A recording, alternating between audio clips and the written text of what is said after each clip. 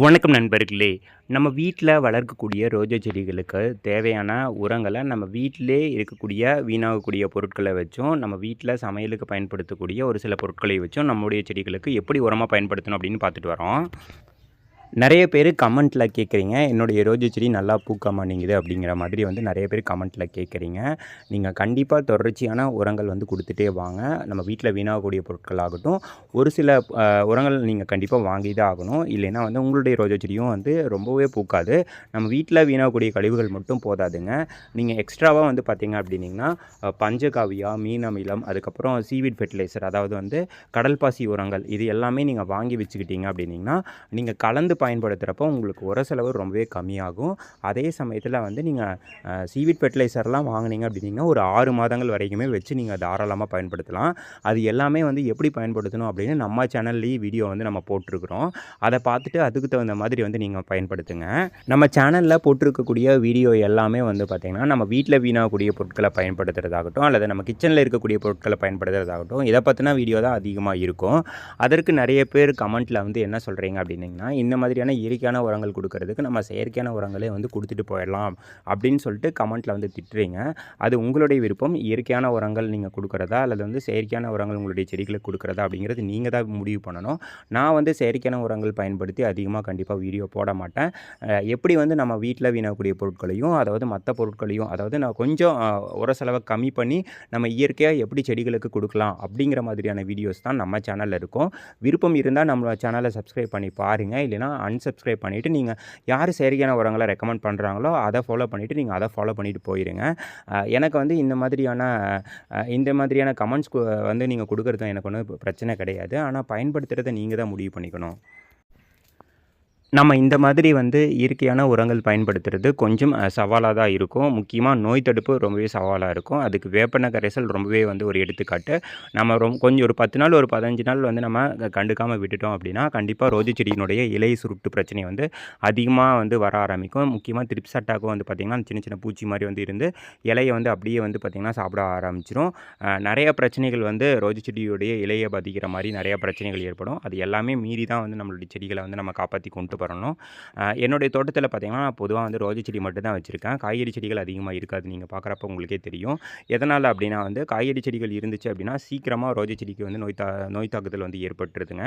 அதனால் நான் காய்கறி செடிகள் எல்லாமே தோட்டத்துக்கு மாற்றிட்டு நான் வந்து ரோஜா செடிகள் மட்டும்தான் வந்து நம்ம வீட்டு தோட்டத்தில் வந்து நான் வச்சுருக்கேங்க. சரி வாங்க இந்த வீடியோக்கான டிப்ஸை வந்து நம்ம பார்த்துடலாம். இப்போ நம்ம பார்த்துட்ருக்கிற இந்த செடிக்கு தான் உரம் கொடுக்க போகிறேங்க. அதுக்கு முன்னாடி இதனுடைய பூவை வந்து நம்ம கட் பண்ணிடலாம். நான் எப்போவுமே பூவை கட் பண்ணதுக்கப்புறம் தான் உரம் கொடுப்பேன். அதனால் ஃபஸ்ட்டு பூவை கட் பண்ணி எடுத்துடலாம். எப்போவுமே பூவை கட் பண்ணதுக்கப்புறம் மேலே இருக்கக்கூடிய ஒரு 2, 3 இலையை மட்டும் நம்ம எடுத்துடுவோம். அதே போல் தான் நான் எடுத்து விட்டுடுறேங்க. அது நான் எப்போவுமே செய்யக்கூடிய ஒரு வேலை தான். அப்போ தான் நமக்கு அடுத்து வரக்கூடிய துளிர்கள் வந்து நல்லாவே வரும். அடுத்ததாக நீங்கள் இப்போ பார்த்துட்டு இருக்கிறது என்ன அப்படின்னா வந்து கொள்ளுங்க. கொள்ளில் வந்து பார்த்திங்கன்னா எக்கச்சக்க சத்துக்கள் இருக்குதுங்க. முக்கியமாக வந்து கால்சியம் சத்தும் இரும்பு சத்தும் அதிக அளவில் இருக்குது. அதுக்கப்புறம் பாஸ்பரஸ் சத்தும் வந்து பார்த்திங்கன்னா இதில் அதிக அளவில் இருக்குது. அதனால் கொள்ளை வந்து நீங்கள் தாராளமாக உங்களுடைய செடிகளுக்கு வந்து பயன்படுத்தலாம். நல்லாவே வந்து வளருங்க. நல்லா வேகமாக வளரும் செடி வந்து ரோஜா செடி. தளிரும் நிறையா வந்து வெட்டுறதுக்கு வந்து இது ரொம்பவே யூஸ்ஃபுல்லாக இருக்கும். இப்போ இந்த கொள்ளு வந்து நம்ம இப்படியே வந்து கொடுக்கக்கூடாது. ஒன்றா வந்து நீங்கள் வந்து ஊற வச்சுட்டு அரைச்சி கொடுக்கலாம். அப்படி இல்லைன்னா வந்து நீங்கள் டைரெக்டாக அப்படியே அரைச்சிட்டு இந்த பவுடரை வந்து கொடுக்கலாம். இந்த பவுடர் கொடுக்குறப்போ உங்களுக்கு எறும்பு வர்றதுக்கான சான்சஸ் இருக்குது. அதனால் இதுக்கு வந்து நீங்கள் பட்டை பொடியை வந்து பயன்படுத்தலாம். அதை எப்படி பயன்படுத்தணும்னு நான் சொல்கிறேன். இப்போ வந்து நம்ம பூவை கட் பண்ண ரோஜா செடிக்கு கீழே வந்து இந்த மாதிரி வந்து ஏதாவது களைச்செடிகள் இருந்ததுன்னா அது எல்லாமே எடுத்து விட்டுருங்க. இந்த களைச்செடிகள் எல்லாமே விட்டு வச்சுருந்தீங்க அப்படின்னிங்கன்னா நமக்கு ரோஜா செடியினுடைய சத்துக்கள் அதாவது நம்ம அதுக்கு கொடுக்கக்கூடிய உரங்களாகட்டும் அல்லது வந்து அதில் இருக்கக்கூடிய எல்லா சத்துக்களையும் வந்து எடுத்துக்கிறதுக்கான வாய்ப்புகள் இருக்குது. அது மட்டும் இல்லாமல் இந்த மாதிரி களைச்செடிகள் இருந்துச்சு அப்படின்னா உங்களுடைய ரோஜா செடிகள் வந்து நல்லா வளராதுங்க. சத்தை ஃபுல்லாக எடுத்துறதுனால பார்த்திங்கன்னா செடி வந்து சின்னதாக தான் இருக்கும். அதனால் களைச்செடிகள் எடுத்துருங்க. அதே போல் வந்து அப்பப்போ இந்த மாதிரி வந்து சுற்றி வந்து நல்லா பறிச்சு விட்டுருங்க. இப்போ வந்து இந்த மாதிரி நல்லா கிளறி விட்டுட்டுங்க சுற்றி வந்து இந்த மாதிரி ரவுண்டாக குழி எடுத்துக்கலாங்க. இப்போ இதில் தான் வந்து நம்ம பார்த்திங்கன்னா இந்த கொள்ளு பொடியை வந்து நம்ம போட போகிறோம். பவுடர் பண்ணி எடுத்துருக்கோம் இல்லையா, அந்த கொள்ளு பொடியை போட போகிறோம். சுற்றி வர வந்து அப்படியே போட்டுடுங்க. சுற்றி வர அதாவது கொஞ்சம் வேர் ஒட்டி பார்த்திங்கன்னா இந்த மாதிரி சுற்றி வர போட்டு விட்டுருங்க. ஒன்றுமே ஆகாதுங்க. நல்லாவே ஒரு ரிசல்ட் வந்து இருக்கும் இதை நீங்கள் கொடுக்குறப்போ. இந்த மாதிரி சுற்றி வர போட்டு விட்டுட்டு அதுக்கப்புறம் வந்து அப்படியே வந்து மேலே வந்து நீங்கள் எப்பவும் போல் மண்ணை மூடி விட்டுருங்க. கிளறி விட வேண்டாம். மண்ணை மட்டும் அப்படியே வந்து மேலே தள்ளி மூடி விட்டுருங்க. அவ்வளோதான். இப்போ நமக்கு வந்து கொள்ளு வந்து அந்த வேர் பகுதியில் நல்லா செட் ஆகிடுச்சு. இப்போ வந்து நம்ம இதுக்கு வந்து நம்ம தண்ணி கொடுத்துடலாம். அவ்வளோதான் நம்ம இதில் செய்ய போகிறது.